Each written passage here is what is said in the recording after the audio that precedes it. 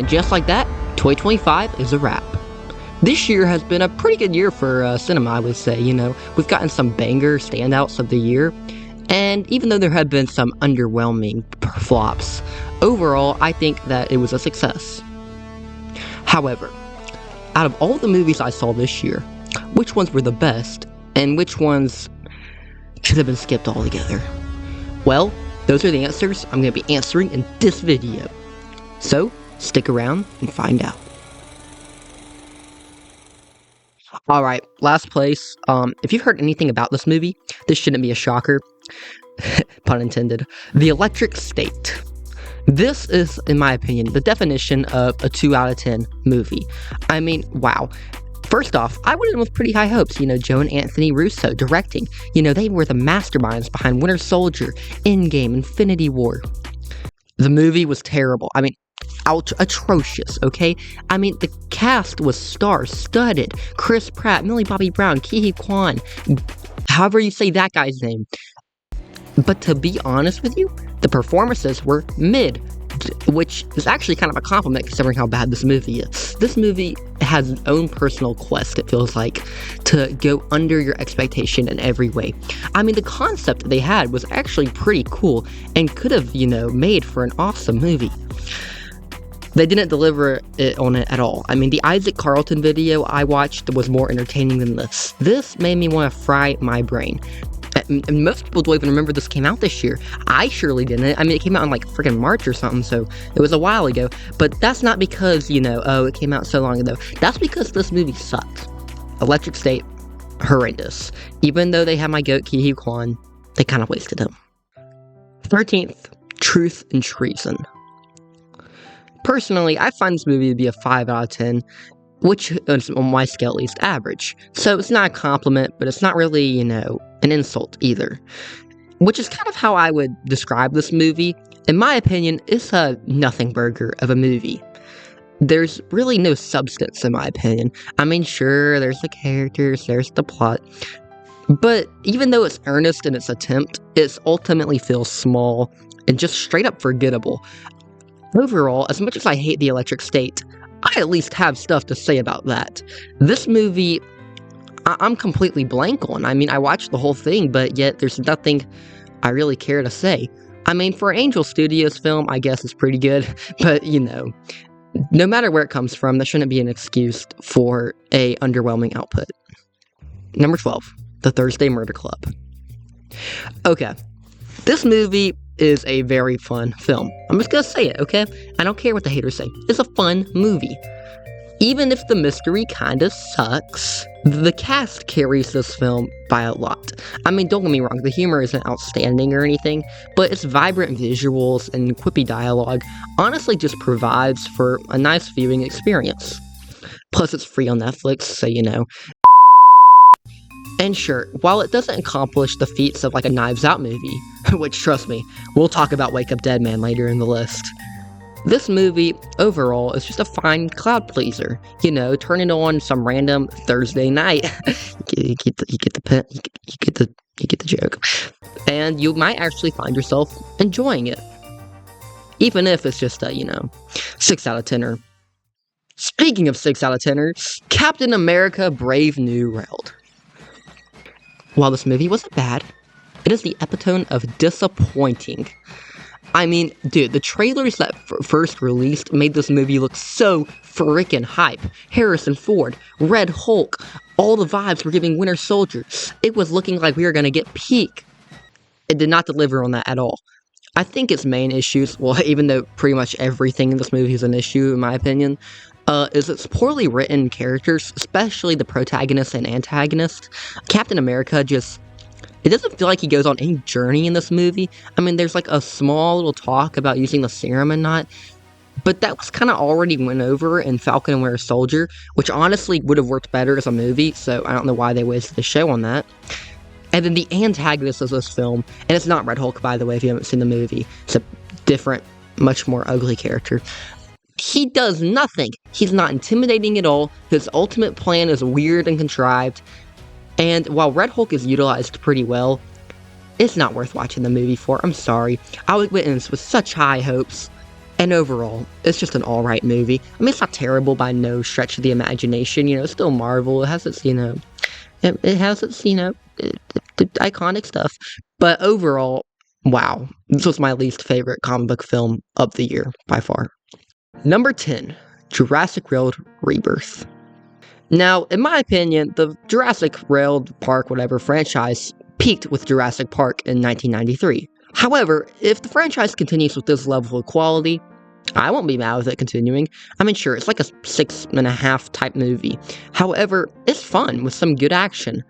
Don't get me wrong, though, there's nowhere near enough suspense.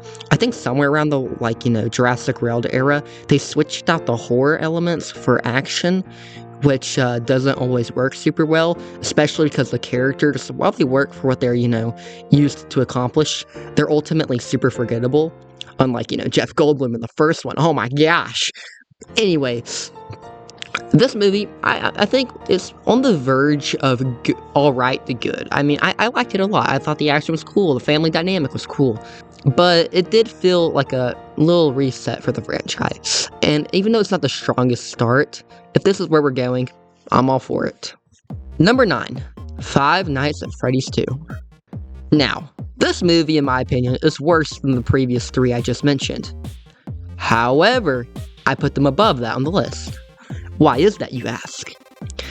Well, just because, don't get me wrong, the movie is bad. The writing is sloggy at best. The characters are poorly underwritten. There's basically no plot. There's just things that happen and ends then. But it knows what it is, and it isn't ashamed to admit that, People say that it was, worse than the previous one. I disagree so much strongly. That movie felt like it was trying to be like the, horror movie that people would like. This one felt like it embraced the game and its kind of corny fan base. There's literally a meme reference in the movie, y'all. It's not afraid of accepting what it truly is. Sort of the way a Minecraft movie was, which I'll actually get to pretty soon. Also, one thing I really enjoyed was it was a lot faster and more action-packed than the previous movie. The previous one was so freaking boring, dude. But this one, I mean, they had something every 5 seconds, which made the pacing kind of mid, but overall made the movie fun, I would highly recommend watching it with friends. I don't think it's still playing in theaters, but that was an experience to be sure. Overall, though, even though it's a 5 out of 10 film, I had fun with it. And I think that counts for something. Speaking of having fun, a Minecraft movie is number 8. Listen, I'm a pretty simple guy, okay? I love Jared Hess, Jack Black, and Minecraft. So, this movie, I was kind of this ideal audience. And like FNAF 2, like I mentioned, it's not ashamed of what it is. It knows it's a video game, not even just a video game movie. It knows it's a Jared Hess movie, okay, bro? It's got that awkward dialogue, the weird characters. It's got all of that. Even if the characters are, kind of forgettable in the long scheme of things, other than Jack Black, of course, my glorious king. The movie is fun with, I would argue, good humor. I mean, it's Jared Hess humor, however you want to take that. And even though it's not a perfect movie, it's a fun ride. 7 out of 10. Now, this was the movie I watched right before the year ended. J. Kelly. Now, I'm glad I waited till the end of the year to watch it, because it ended my year on a good note. Even though I wish the characters had more to do, and that maybe there was just more moving in the plot, the characters were the strongest part of this film, by far. Even the smaller ones, just the way they added to the plot. I love the story about celebrities, fame, fatherhood. I mean, J. Kelly, with its beautiful visuals, is kind of a real shock from Netflix. I mean, Netflix released a lot of bangers this year, so I shouldn't be too surprised. But J. Kelly was one that I did not have on my rap sheet from 2024, but I ultimately ended up really enjoying. Now, 7.5 out of 10 doesn't seem that high, but if 5's average, 7.5 is good. Sorry guys, this is my first time using the ranking system, so I really want to make sure that my viewers get it down. Sorry, I love my viewers. Subscribe. Number 6, Train Dreams. Oh, speaking of a beautiful Netflix movie, holy crap! This film is visually gorgeous. I mean, please win the Oscar for Best Cinematography. Please, I'm begging you. And terrific acting by Joel Edgerton and really the entire cast, even if their roles were somewhat small. This movie, it actually has such a shift, in my opinion, from the first and the second act. I mean, the first act is a lot quicker. You establishes a lot more of the characters, the setting. But then after the thing happens, the second act is so quiet and more emotional. It feels like it's comfortable in the quiet. And it wasn't until I learned that this was based off of a, I think, 140-page book that I realized how it was so short and sweet. It knows what it came here to say about life, about family, about everything. And it doesn't overstay its welcome. It comes and it goes, just like a train. Symbolism, nerd. Number 5, Frankenstein. This movie, like Train Dreams, has great cinematography and acting. But I think that the one thing that gives it a little oomph to it is it's a bigger story. There's much more to be said. There's much more at risk, you know? I will say, this movie was so hyped up going in that I thought, okay, it's going to be a banger. And it was a banger, don't get me wrong. I don't know if it was Guillermo del Toro's masterpiece, though. I think he has some other more higher quality films in his, list. But I am excited to see what he makes, It did kind of feel like, though, this was his big, moment he was leading up to. It felt a little anticlimactic, which isn't me hating on it by no stretch of the imagination. This film is awesome. I would honestly say my one setback with it is probably Victor himself. He wasn't as interesting as I hoped he would be. He was just a lot more flat and unentertaining. The monster, though, oh, he killed it. Oh my gosh. Every scene with him was gripping and, so immersive. And the ending, man. It sacrificed the, great, big battle or whatever, instead of forgiveness. Frankenstein is pretty freaking awesome. Okay, now moving on to 4th place. Let's see, what? This wasn't on purpose. In 4th place, I have Fantastic Four. I swear that wasn't meant to be funny or intentional. That was an accident. Yeah, this movie, I mean, come on, great actors. The ensemble was pitch perfect in my opinion. Fight me, I'll fight you, okay? This perfect casting, yeah, fight me. I'll fight you. But also the villain, I mean, Galactus, freaking awesome, dude. So cool to see him actually delivered on, in the big screen. And unlike The Electric State, this movie has such a cool premise of taking place in the 60s, they're the only heroes, and it executes it flawlessly. I mean, it lived up to the hype. Now, my one setback with it, though, was I kind of wish it didn't release in July, because another big superhero movie came out that year, and it kind of felt like that kind of got swallowed all the hype for this movie. But I loved it still, and I really think Fantastic Four was such an interesting shakeup from the formula of the standard Marvel movie. 3rd place, Wake Up Dead Man, a Knives Out mystery. Haha, I alluded that we'd be talking about this, but you didn't expect it to be 3rd place. Well, guess what? I love the Knives Out movies. Yeah, that's right, they're one of my favorite ongoing franchises ever. I love mystery, I love murder, I love Daniel Craig, and this movie was no exception. Okay, first off, great acting, especially by Josh O'Connor. Absolute tank that kind of carries the film, to be honest, because a lot of side characters don't really get much to do. And don't even get me started on the visuals. By far the most visually interesting film of the 3. And the story was really gripping and more emotional than anything. I mean, come on guys, the phone call scene, you know what I'm talking about. And so even though I will admit the mystery was kind of lacking, the themes were cooking. Rian Johnson's view of religion and the way he portrayed it in the film was so interesting, about community and about truth versus this theater act that Josh Brolin's Monsignor Wicks portrays.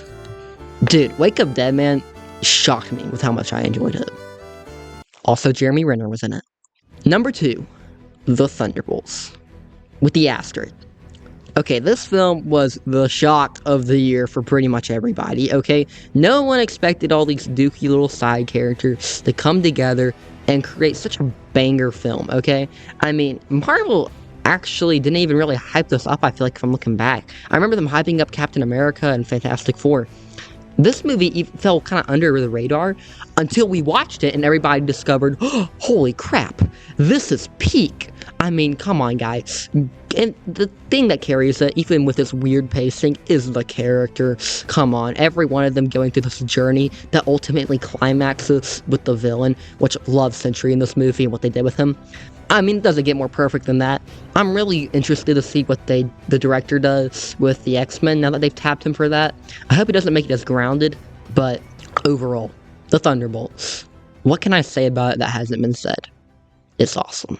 However, number one, if you know anything about my channel, you shouldn't be surprised. Superman. This movie was the first movie I ever freaking tracked. I mean, every cast member, every crew member. I remember getting excited over who they added as the editor.